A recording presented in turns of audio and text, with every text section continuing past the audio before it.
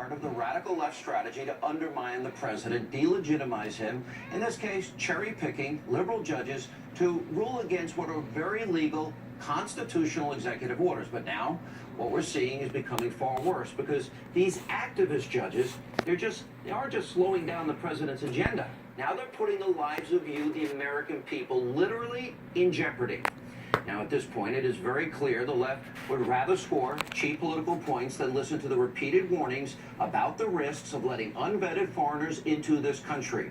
And it's important for the left to hear this because these warnings initially came from Obama-era top U.S. national security and intelligence officials that ISIS would infiltrate the refugee population. Take a look. Would that bring in Syrian refugees pose a greater risk to Americans? I mean, it's clearly a population of concern. The concern is in Syria, the lack of our footprint on the ground in Syria, that the databases won't have the information we need. So it's not that we have a lack of process, it's there's a lack of information. And that obviously raises grave concern as to being able to do proper background checks of the individuals coming into the country. Yes. We don't obviously put it past the likes of ISIL to infiltrate operatives among these refugees. We can only query against that which we have collected.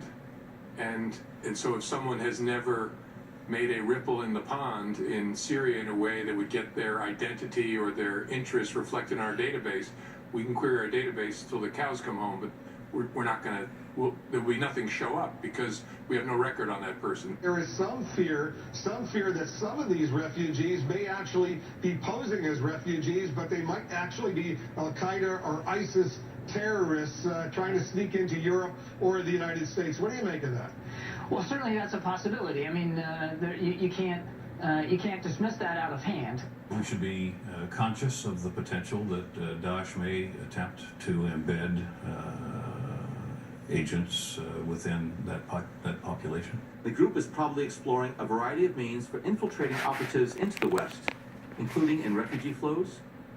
It is an outright dereliction of duty to flat out ignore what all of these officials are saying, the warnings, the admonitions to us, not to mention the list of countries in this revised travel ban. It came directly from the Obama administration and Congress, not President Trump. And to the alt-left critics of the ban, I urge them to take a look at Fox News, reporting from last week. Here's the headline. Iraqi insurgent fighter allegedly lied about identity, got through extreme vetting. Now, the investigation into this is still ongoing, but it could show exactly what President Trump and all those top Obama officials had been saying could happen to this country, that terrorists can infiltrate the refugee population coming in here. So tonight, America needs to make a very, very profound choice. Actually, it's very simple. On the other hand, do you want to sacrifice your safety over the fears of slightly inconveniencing a few people? Now, there's nothing wrong with finding out if people who want to come to this country agree with our values, constitutional rights, our principles.